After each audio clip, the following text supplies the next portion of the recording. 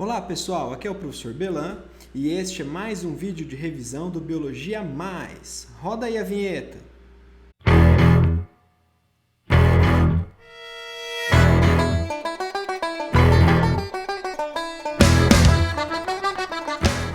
Bom gente, esse é um vídeo que eu preparei para a revisão da segunda fase da FUVEST que acontece na próxima segunda-feira. Tá? Você está vendo esse vídeo no domingo, dia 5, a prova de Biologia é amanhã, dia 6. E eu preparei esse vídeo especialmente para aqueles alunos que irão prestar a segunda fase da FUVEST, mas também para aqueles alunos que desejam, já preparando-se para o ano letivo de 2020, a revisar alguns conteúdos importantes. Tá? Isso vai ser fundamental para o nosso desenvolvimento, nossa evolução na biologia durante o ano de 2020, ok? Então, sem mais delongas, vamos iniciar a análise de alguns itens da segunda fase da FUVEST. Vamos lá. Bom, gente, então aqui preparei, tá, essa revisão. Lembrando que vocês podem me seguir aqui no Instagram, Biologia Mais, Biologia _ Mais, onde eu posto com frequência resumos, dicas, tá? Então isso vai ser bem valioso para vocês. Quem quiser mais informações, tirar dúvidas, tá aqui o meu telefone, tá? Então aí a gente vai conversando à medida que vocês venham tendo as dúvidas. Bom, pessoal, iniciando aqui a aula, eu preparei um levantamento de conteúdos que foram cobrados na segunda fase da FUVEST nos últimos anos, tá? De 2015 a 2019. Então nós podemos observar que a ecologia é um conteúdo que é bem trabalhado, que é bem cobrado durante essa prova. No meu levantamento, nas últimas cinco provas, foram 6 questões de ecologia. Então teve um ano que ecologia caiu 2 vezes na mesma prova, tá? Então é uma coisa para ficar de olho. Em seguida temos a botânica, com 17%. Botânica que normalmente é um conteúdo que é abominado pelos alunos, né? Todo mundo foge da botânica. Então fica a dica aí para você que vai para a segunda fase da FUVEST ou para que você que vai iniciar com todo o gás o ano de 2020, não fuja de botânica. Botânica é fundamental, tá? Botânica ela cai muito em todas as provas e a segunda fase da FUVEST, que é talvez o vestibular principal do país, né, em questão de importância, né, mostra que a botânica é um conteúdo de importância. Depois temos a genética, totalizando ali 50% da prova, tá? Então esses seriam os 3 pilares básicos da prova da FUVEST: ecologia, botânica e genética. Lembrando, pessoal, que estatísticas anteriores, elas não preveem o futuro, tá? Então isso é uma base. Eu peguei os últimos 5 anos porque muitas vezes a banca muda, as provas mudam um pouco, então acho que os últimos 5 anos é bem mais garantido você trabalhar ou revisar um conteúdo provável que caia na prova desse ano do que eu pegar uma prova de 20 anos atrás da FUVEST. Acho que as coisas mudam bastante. Então, o que me indica, né, nessa revisão que eu fiz, nesse levantamento, é que a FUVEST, na segunda fase, tem 6 questões de biologia e todas elas com A, B e C. Tá? Então, muitas vezes a questão A ela é mais simples, ela é bem básica, a B é um pouquinho mais complexa e a C seria a alternativa mais difícil da prova. Da prova não, da questão em si, tá? Então vamos continuar. Depois temos a fisiologia humana, 13%, empatada aí com genética, né? Então assim, elas acabam tendo um peso parecido. A zoologia com 10%. A genética molecular, que seria aquela parte de DNA, de RNA, de síntese de proteína, código genético, isso é importante. Lembrar que o código genético não é a mesma definição de genoma, tá? Muita gente acha que é a mesma coisa e não é. O código genético não muda de pessoa para pessoa, não muda de espécie para espécie. O código genético é universal, é aquela tabela dos códons com os aminoácidos que a gente trabalha na tradução, tá? Então aquilo é o código genético. A FUVEST gosta bastante disso. De 4 questões de genética, 3 foram questões de código genético, tá? Depois nós temos ainda a citologia. A embrioísta eu coloquei aqui porque na verdade eram questões interdisciplinares, então envolvia conhecimento de embriologia e histologia também. E uma questão de classificação, que falava de ameba, foi uma questão só em 30 dos levantamentos, tá? Essa aqui é a primeira questão da prova, questão B1. Os esquemas mostram cortes longitudinais de flores de duas espécies diferentes, A e B. Então aqui a flor A tem uma corola bem desenvolvida, corola é o conjunto de pétalas, né? Deixa eu revisar os conceitos. Ovário é o que abriga os óvulos e o ovário dá origem ao fruto após a fecundação, o óvulo dá origem à semente, tá?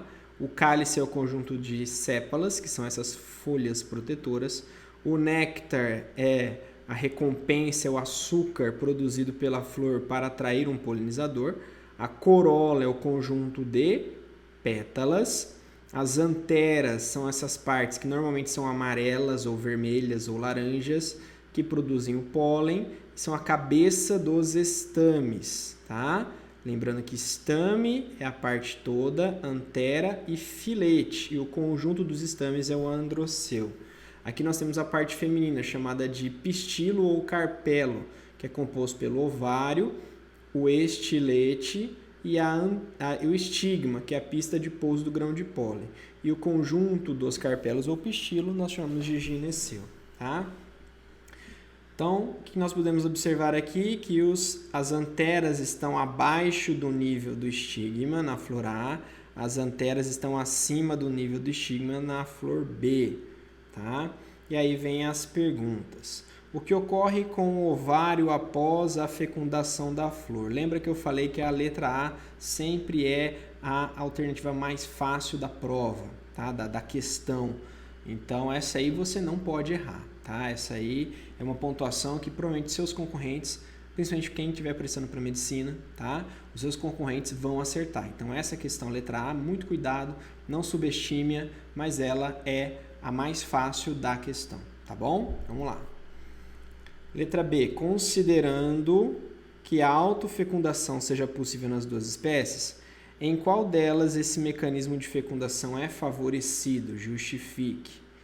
Letra C, dada a morfologia da flor da espécie A, que animal nectarívoro, que se alimenta de néctar, poderia polinizá-la? Justifique sua resposta, levando em conta uma adaptação deste animal relacionada à capacidade de polinização dessa flor.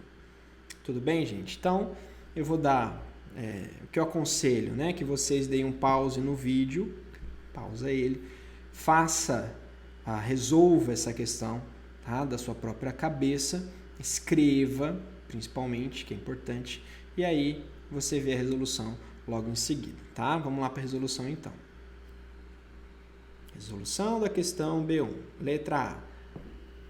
O ovário se desenvolverá e dará origem ao fruto. Lembrando que a pergunta era o que o ovário originará após a fecundação da flor, o fruto. Semente origina óvulo origina semente, ovário origina fruto, tá? Lembrando que óvulo surgiu nas gimnospermas e ovário surgiu nas angiospermas. Por isso que gimnosperma tem semente, mas não tem fruto. E anjo tem os dois, tá bom? A letra B falava a pergunta era qual flor tinha maior possibilidade de autofecundação. A resposta é letra B, porque a gente consegue identificar, tá? As anteras em diferentes alturas. Então, ó, na figura é possível ver que as anteras dessa espécie onde ocorre a produção de pólen, estão acima do estigma, parte do gineceu na qual o pólen se deposita, facilitando a ocorrência da polinização. Então, só para retomar aqui, voltando no slide anterior, olha aqui a diferença, ó. Flor A, anteras abaixo do nível, flor B, anteras acima do nível, tá? E aí a letra C, que é que tipo de inseto iria polinizar a flor A. Ele deu como resposta aqui, uma vez que a corola é longa, a corola é o conjunto das pétalas, o animal poderá ser um beija-flor ou colibri, cujo bico é longo, que permite alcançar o néctar no fundo da flor. Quando o beija-flor se alimenta, o pólen gruda no seu bico e cabeça, ao se alimentar de outra flor. O pólen cai na parte feminina da nova flor visitada pelo animal, tá? Então assim, gente, o mais importante ali é o seguinte: o animal, para polinizar, ele tem que ser atraído muitas vezes por um recurso, que é o néctar ou o pólen comestível. Mas para que dê certo essa polinização, ele tem que levar o pólen, tá? Então, se ele simplesmente buscar o pólen ou o néctar e não levar o grão de pólen para outra flor, ele não é um polinizador. Ele é um inseto pilhador, ou ele é um pássaro pilhador. De pássaro é mais difícil, mas são insetos que sugam o néctar por fora, eles perfuram as pétalas, sugam o néctar e levam o néctar embora da flor sem levar o pólen. Aí não estamos falando de polinização, isso é um pilhador, tá? Isso não é interessante para a ecologia da planta, tá?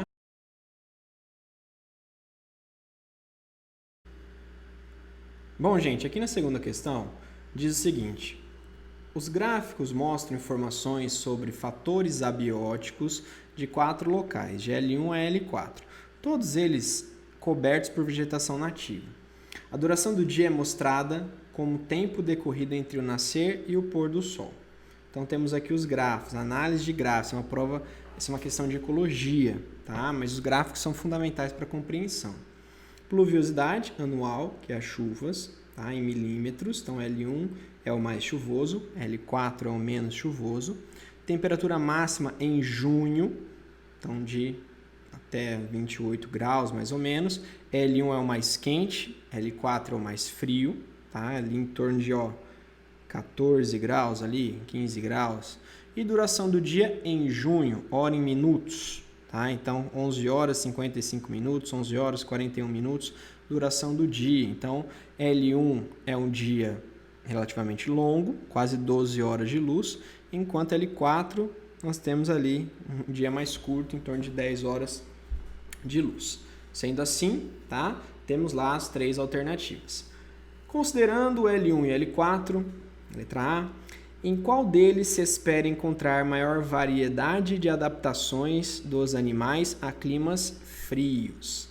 Lembre-se que eu disse que a letra A normalmente é a mais fácil da questão e não é diferente nesta, tá? Ele está perguntando quais locais ou qual local entre o L1 e L4 teria maior adaptação a clima frio. Ora, é só olhar no gráfico, né, pessoal? L1 aqui, L1 é quente, tá? Enquanto L4 é frio. Obviamente, L4 teria maior adaptação a climas frios, tá? Considerando L2 e L3, L2 e L3, em qual deles é maior a produtividade primária bruta em um campo nativo ao longo do ano? Justifique. Produtividade primária bruta nada mais é do que a taxa de fotossíntese anual, tá? O bruto é o que a planta produz e o líquido é retirado à respiração, o gasto energético dela. Quanto mais sol tiver, maior vai ser a taxa de fotossíntese, tá? Neste caso, o que acontece? A duração, vejam, a duração do dia de L2 é de 11 horas e 41 minutos e de L3 é de 10 horas. Então, é provavelmente, tá? L2 seria a que teria mais fotossíntese, mostrando aqui ainda que L2 e L3 em pluviosidade são iguais e L2 e L3, a temperatura máxima em junho é maior que L2. Então, juntando essas duas informações, temperatura maior em junho e duração de horas do dia, a L2 seria a área, né, o local onde as plantas teriam maior fotossíntese. E por fim é a letra C.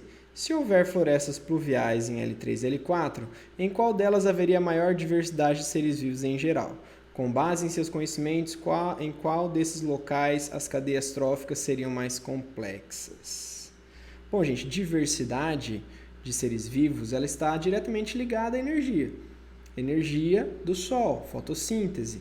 Então, é um local mais ensolarado, um local que tem mais luz, consequentemente, é um local que tem uma temperatura maior pela energia e isso, com certeza, vai refletir na diversidade dos seres do local. Então, entre L3 e L4, dá para ver claramente, L3 tem mais chuva, L3 é mais quente, L3 e L4 tem a mesma duração do dia. Então, nesse caso, as horas de luz não influenciam tanto, mas a temperatura e a pluviosidade sim, tá? Até tinha esquecido de passar as respostas antes de comentar, mas eu vou passar de novo, tá? Então eu deveria ter parado o vídeo antes para vocês fazerem a questão, mas eu me esqueci, né? O próximo eu não esqueço, tá? Então a primeira é L4, que era o local onde os animais têm adaptação ao frio. Depois L2, porque a temperatura máxima em junho e a duração do dia são maiores do que L3, tá? E a letra C é em comparação de L3 com L4, L3 porque é uma floresta que teria mais pluviosidade e temperatura máxima, isso faz com que ela tenha maior diversidade, tá? Isso implica maiores possibilidades de relações tróficas em cadeias alimentares, tornam-as mais complexas. Tudo bem, gente? Espero que vocês tenham acertado essa também, beleza? Então vamos agora para a terceira questão da prova.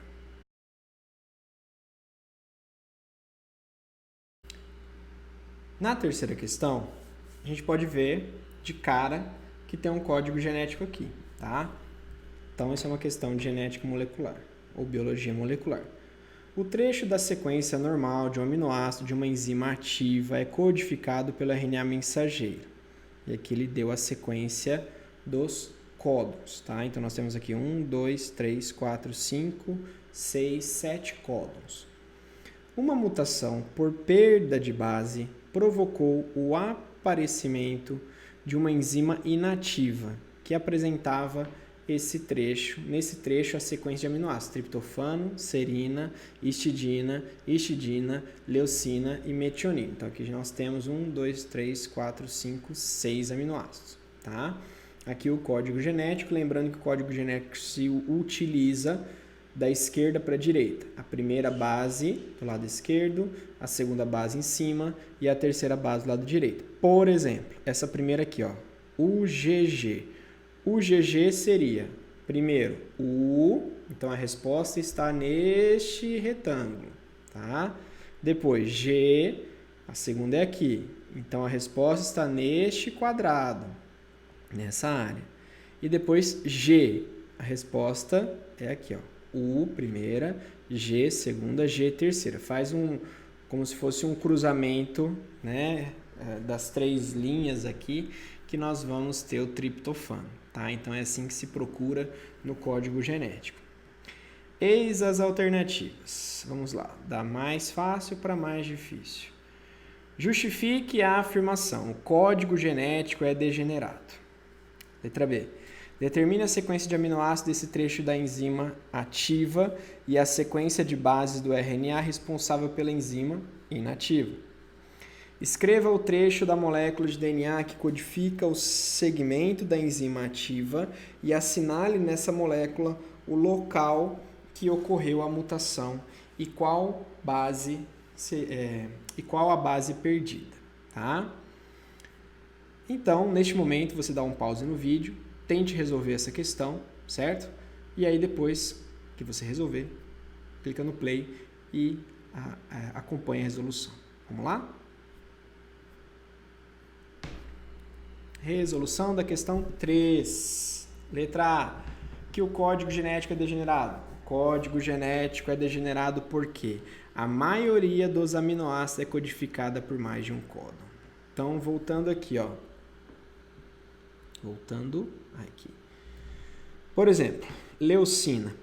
Leucina pode ser CUC, CUU, CUA. Então, se a mutação acontecer em um códon da leucina e um CUC for substituído por um CUA, vai continuar sendo leucina, tá? Então, isso é como se fosse um mecanismo para evitar mutações. Isso é o código genético ser degenerado, certo? Então, isso é um mecanismo importante de defesa do DNA para evitar mutações em grande escala, tá bom? Tirando 2 aminoácidos, que são a metionina e o triptofano, todos os outros, metionina, aqui ó, só tem uma opção, AUG, não tem outra opção. Então, se houver uma alteração no códon da metionina, certamente haverá uma mutação, tá? e também do triptofano, que é o GG. Também certamente ocorrerá uma mutação. Os outros, arginina, ó, tem 6 argininas, tem 6 possibilidades. Glicina tem 4, ácido aspartâmico tem 4, prolina tem 4, leucina tem 6. Então, tudo dessa forma, tá? Então, vamos lá. Letra A foi essa. A letra B, a resposta é a seguinte.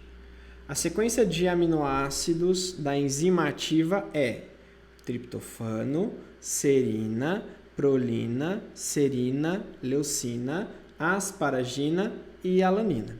Lembra que lá no comecinho do vídeo eu falei que eram 7 códons? Então vamos lá. 1, 2, 3, 4, 5, 6, 7. São 7 aminoácidos, tá?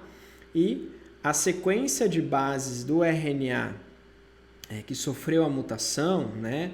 Vamos relembrar aqui o que ele estava pedindo.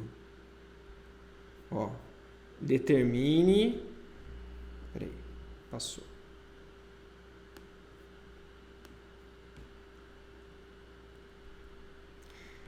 Determine a sequência de aminoácidos do trecho da enzima ativa. Determinamos. E a sequência de base do RNA responsável pela enzima inativa. Então, a gente vai pegar este RNA aqui, tá? E vai traduzir. A gente vai pegar essa sequência peptídica e vamos tentar analisar ou encontrar a sequência de bases dela. O RNA mensageiro dela, que seria esse aqui. O GG, AGU, CAU, CAC, UAA e AUG, tá? E por último, resposta da letra C. O trecho da molécula de DNA é ACC, TCA, GGT, AGT, GAA, TTA, CGT, que é o DNA correspondente ao RNA mensageiro, tá? Lembrando que Campo Grande tem asfalto, ou seja, C liga com G, T liga com A. Então, no caso aqui, se eu tenho esse RNA mensageiro, caso UG, o DNA correspondente seria ACC, tá? Que é o caso aqui. Tudo bem? E a mutação ocorreu na 7ª base nitrogenada do trecho do DNA, resultante da perda de uma guanina, tá? Então, aí nós encontramos a base errada na 7ª base do trecho. 7ª base do trecho seria 1, 2, 3, 4, 5, 6, 7, tá? Por quê? Porque os dois primeiros códons não foram alterados. E a partir daí, começou, se eu perdi essa base aqui, ó, a 7ª, o próximo códon virou GTA, depois virou GTG e assim por diante. Desmontou todos os códons posteriores à mutação, então alterou a sequência dos aminoácidos daquela proteína. Tudo bem, gente?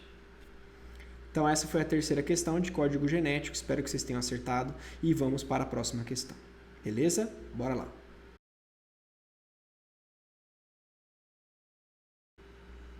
Quarta questão da FUVEST 2019, uma questão de zoologia com tecido nervoso, algo comparado ali, tá?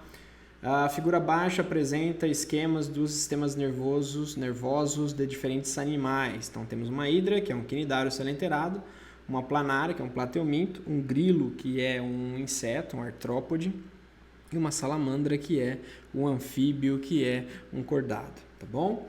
Letra A. Qual é o padrão de simetria da hidra? Questão muito fácil, tá? Não pode errar isso aqui. Considere que a hidra passa a maior parte do tempo fixa em seu substrato em lagos, lagoas rasas e margens dos rios mansos. Descreva como um estímulo ambiental captado por um ponto do corpo é transmitido para todo o corpo da hidra. E letra C. Em qual região do eixo corporal do grilo, da planária e da salamandra a maior concentração de órgãos do sentido?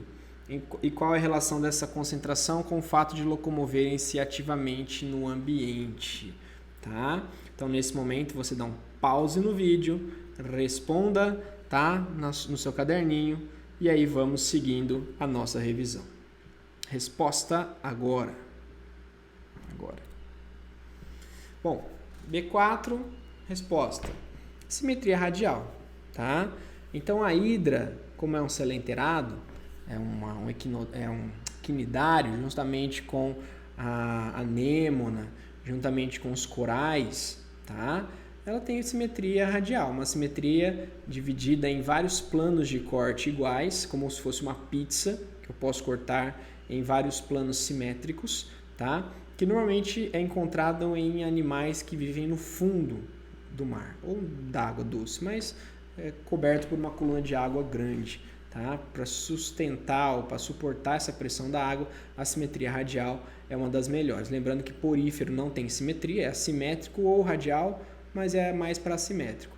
E quinidário é simetria radial e a partir de plateuminto é simetria bilateral com cefalização, tá? Formação de cabeça pela primeira vez. Vamos lá para a letra B. Letra B, o sistema nervoso da hidra é difuso. Pela primeira vez tem o sistema nervoso. Lembrando que porífero não tem sistema nervoso, tá? Porífero não tem nada praticamente. Sem um centro nervoso, ou seja, não tem cérebro, tá? É formado por vários neurônios conectados por sinapses, não tem um gânglio, não tem um cérebro, melhor dizendo, por isso que ele é difuso. A partir de plateuminto temos os ganglionares, que tem gânglios que são concentrações de corpos de neurônios, tá? Não chega a ser um cérebro, mas são gânglios, é mais avançado, é mais complexo do que o sistema difuso da hidra, tá?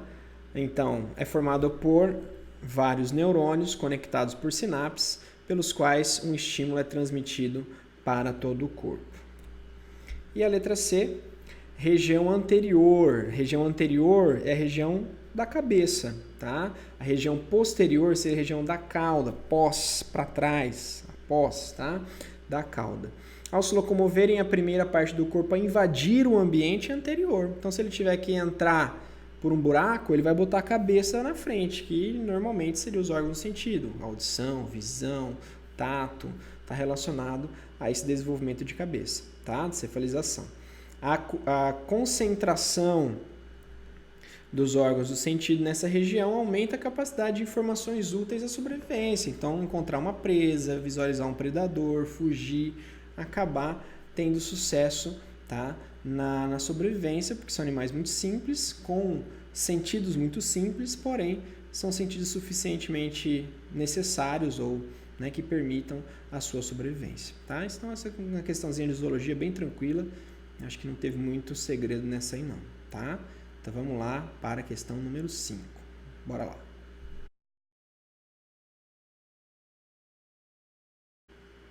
Questão número 5, FUVEST 2019, vamos lá. Essa é uma questão de ecologia, tá? Uma questão que fala sobre aquecimento global e importância dos gases. Vamos lá. Há buracos no fundo do mar, conhecido como pockmarks, que são formados pela expulsão de gás, principalmente o metano, CH4.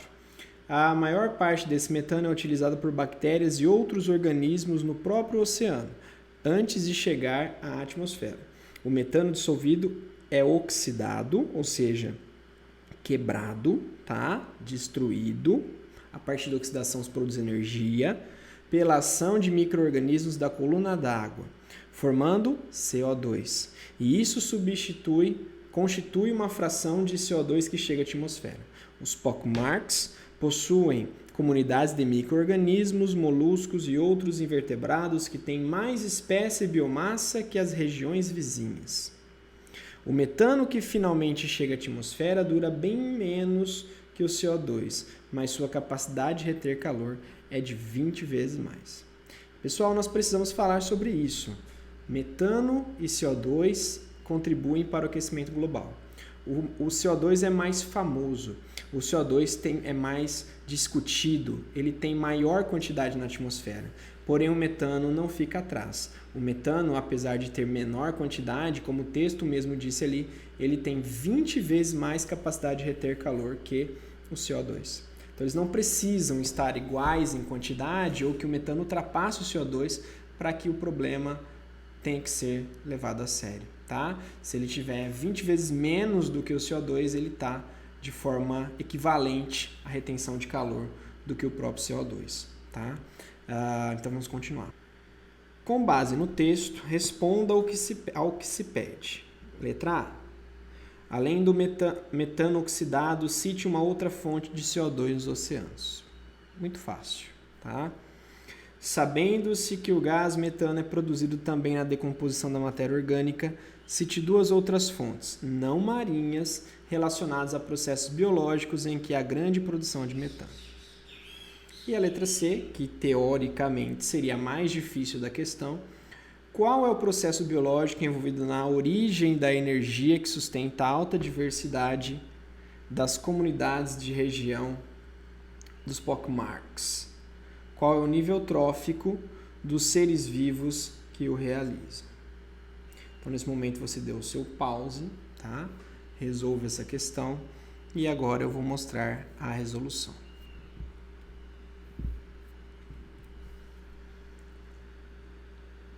Letra A.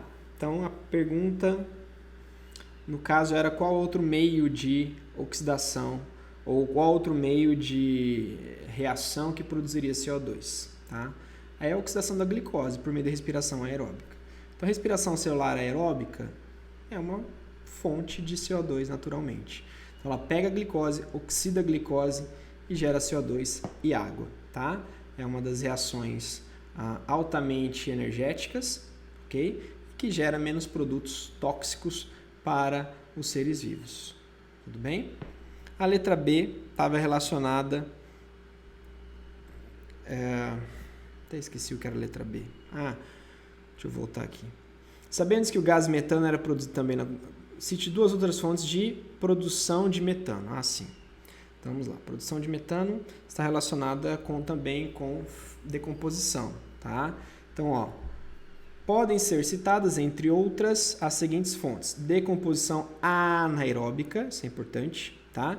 De matéria orgânica, no intestino de ruminantes por bactérias. Aí entra aquela discussão que produção de animais em confinamento, produção de grandes quantidades de animais para consumo, também são vilões na questão do aquecimento global, porque produz metano. Não adianta só ficar botando culpa em países industrializados, desenvolvidos, muito mais com potencial poluidor do que o Brasil, se nós temos mais cabeça de gado no país do que gente. Tá? Então também é preciso olhar para este problema e tentar buscar uma solução, não só ficar apontando o dedo para outras nações. Tá bom? E a decomposição anaeróbica de matéria orgânica por bactérias que vivem em charcos e pântanos, tá? Lembrando que ele pediu uma fonte não marinha. Charcos e pântanos também são importantes. Decomposição anaeróbica de matéria orgânica efetuada por bactérias presentes em composteiras e usinas de compostagem. Uma coisa interessante que pouca gente fala é o impacto que uma usina hidrelétrica tem, porque quando ela entra em ação e as comportas barram o rio, o nível da água sobe.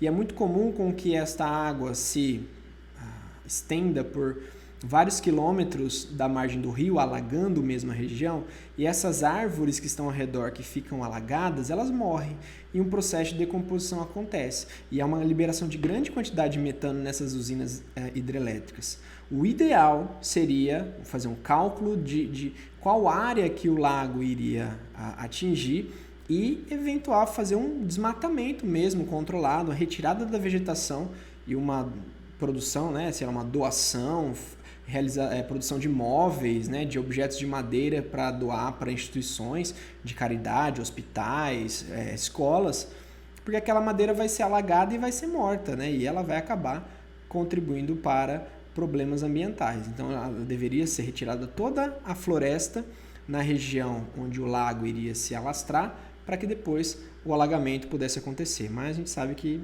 dificilmente isso acontece, tá? E por fim, a letra C. O processo biológico é a quimiossíntese, tá? Que é a síntese de matéria orgânica por uma fonte de energia que não é a luz. Então, ali é por uma oxidação de um elemento inorgânico para produzir matéria orgânica. Bactérias quimiosintetizantes são produtoras, como as plantas, porém elas fazem fotossíntese, e ocupam o primeiro nível trófico nas cadeias alimentares, lembrando que o nível trófico o primeiro nível trófico é sempre o dos produtores. Tudo bem, gente? Mais uma questão respondida. Vamos para a final, a última questão da prova de biologia da FUVEST, segunda fase 2019. Bora lá. Sexta questão da prova da FUVEST. Essa é uma questão de genética. Vamos lá. Em uma variedade de petúnia, as flores podem ser brancas, róseas ou roxas. Supondo que as cores de flores resultem de pigmentos cuja síntese é determinada por genes com segregação independente, olha só, gene com segregação independente é uma evidência que estaremos falando de segunda lei de Mendel, tá? E não de linkage, que participam de uma mesma via metabólica conforme esquematizado abaixo. Esses genes aqui é um tipo de interação gênica, tá, pessoal? Isso aqui pode ser genes complementares, pode ser epistasia, pode ser genes aditivos, tá? A questão da herança quantitativa vai depender muito da análise do exercício, tá? Mas certamente é uma interação gênica que estamos tendo aqui, porque dois ou mais genes, no caso 2 genes aqui, estão trabalhando juntos para a manifestação de um fenótipo, tá? Precursor das flores brancas. O gene A faz a enzima 1, que transforma o precursor em produto 1, que dá flor rosa. Sendo assim, o locus B, né, o gene B, pega a enzima produz a enzima 2, que transforma o produto 1 em produto 2. Ou seja, para que tenha produto 2, flores roxas, tanto A quanto B tem que trabalhar. Se o A deixar de trabalhar, não haverá conversão do precursor em produto 1. Consequentemente, não haverá produto 1. Então, se o A estiver inativo, por exemplo, um Azinho, as flores serão brancas, tá? Se o B estiver inativo, o A vai transformar o precursor das flores brancas em produto 1 de flor rosa, mas vai parar por aqui. Então, Azinho é flor branca. Bzinho é flor rosa. Para ser flor roxa, tem que ser Azão e Bzão trabalhando juntos, tá? Apenas a presença de alelos dominantes em cada um dos dois lós determina enzimas ativas capazes de mediar as respectivas etapas de produção dos pigmentos. Tá? Então, o que ele está dizendo? Somente o Azão e somente o Bzão são ativos. Azinho e Bzinho são inativos. Letra A. Quais os possíveis genótipos de uma planta que apresenta flores róseas? Já dei a dica, hein? Quais são as proporções genotípicas e fenotípicas esperadas entre os descendentes do cruzamento de plantas com Azão, Bzão e Azinho, Bzinho? Ó, aqui não dá para usar o 9331, tá? Porque não são dois díbridos, mas é bem fácil essa questão. Qual é a proporção fenotípica esperada do cruzamento de indivíduos heterozigotos? Aí sim, 9331, tá? Pause e respondam a questão. Resultado. O genótipo das plantas com flores rosas podem apresentar os seguintes genótipos. Como eu disse, tem que ter o azão. Por quê? Se não tiver azão, é branco, tá? Porque não vai ter o produto 1. Se tiver Bzão, azão e Bzão, tem produto 2, então ela é rosa. Ela é roxa. Para que ela seja rosa, ela tem que ter pelo menos um azão, nesse caso azão, nesse caso azãozinho, mas ela necessita ter Bzinho, tá? Então ela tem que ter o Bzinho. O que ela não pode ser? Azinho, Bzinho. Dela vai ser branca, porque ela não tem o produto 1. Letra B. Qual que era a relação do cruzamento de um díbrido com um duplo recessivo? É esse aqui. No cruzamento entre indivíduos díbridos e duplo recessivo, tem-se os seguintes genótipos na proporção igual. Azão, Bzão, Azão, Bzinho, Azinho, Bzão, Azinho, Bzinho, que é um quarto para cada. Consequentemente, Azão e Bzão, flor roxa. Só Azão, flor rosa. Azinho, flor branca, Azinho, flor branca. Então, nós temos aqui 25% de roxa, 25% de rosa e 50% de branca, tá? E aí nós temos o díbrido. O díbrido é 9331, tá, gente? 9331 é aquela proporção fenotípica mendeliana, onde eu tenho 9/16 com os dois genes dominantes, que seria assim, ó, Azão e Bzão, roxo. 3/16 com pelo menos um dominante, então seria Azão, Bzinho, 3/16. 3/16 com um recessivo dominante, que seria Azinhazinho, Bzão, e 1/16 com um birrecessivo desse jeito. Só que como nós teríamos aqui duas classes iguais, seria 9/16 roxas, 3/16 rosas, 3/16 brancas e 1/16 brancas, nós juntamos o 3 às brancas, então dá 4/16. Essa proporção de 9/3 para 4 e não 9/3/3/1 é uma evidência de epistasia recessiva. Epistasia recessiva é uma variação da segunda lei de Mendel, porque é uma interação gênica onde um gene inibe a expressão de outro gene. Tá? Lembrando que 9/3/3/1 é a proporção padrão, 9/3/4 é a epistasia recessiva, normalmente 12/3/1 é a epistasia dominante. Tá? Bom, gente, então chegamos ao final da nossa revisão, espero que vocês tenham gostado. Lembre-se, tá? Então, ó, ecologia, importante lembrar das cadeias elementares, das pirâmides ecológicas, da parte de conceitos, da parte de poluição, sucessão ecológica, relações ecológicas também e, né, basicamente isso, tá? Eu aposto numa questão de ecologia na segunda fase de FUVEST. Botânica, evolução dos grupos, as características evolutivas diagnósticas, as novidades, né, que a gente comentou. Na parte de fisiologia vegetal, transporte de seiva bruta, transporte de seiva elaborada, a parte de fotossíntese, a parte de estômatos, a parte de hormônios, tá? Fotoperíodo, planta de dia curto, planta de dia longo, são coisas que não caíram, que podem cair nessa prova. Aqui na genética nós acabamos de ver a questão de epistasia, né? Então pode partir uma segunda lei de Mendel, pode partir um heredograma, um cruzamento simples, uma herança sexual, que faz tempo que não cai, tá? Fisiologia humana já caiu ciclo ovulatório, já caiu digestório, alguma coisa de nervoso, pode ser que caia alguma coisa de excretor, alguma coisa de respiratório, que foi algo que não caiu nos últimos tempos, tá? Zoologia, alguma coisa sobre aves, sobre mamíferos. Na parte de invertebrados, sempre alguma coisa de artrópodes são abordados, tá? Genética molecular não tem como fugir, DNA, RNA, transcrição, tradução, síntese de proteína, né? Toda aquela parte códons, código genético. Citologia, sinto bastante falta de citologia aqui nos últimos anos, mais organelas, transporte de membrana, mitose e meiose, é algo que a gente tem que sempre abordar, sempre revisar isso aí, tá, gente? Então é isso, pessoal, espero que vocês tenham gostado da nossa revisão, compartilhem com seus colegas, tá? Sigam no YouTube, se inscrevam no canal do YouTube, dá um clique no sininho ali para vocês receberem notificações, no Instagram, me sigam no Instagram biologia_mais, tá?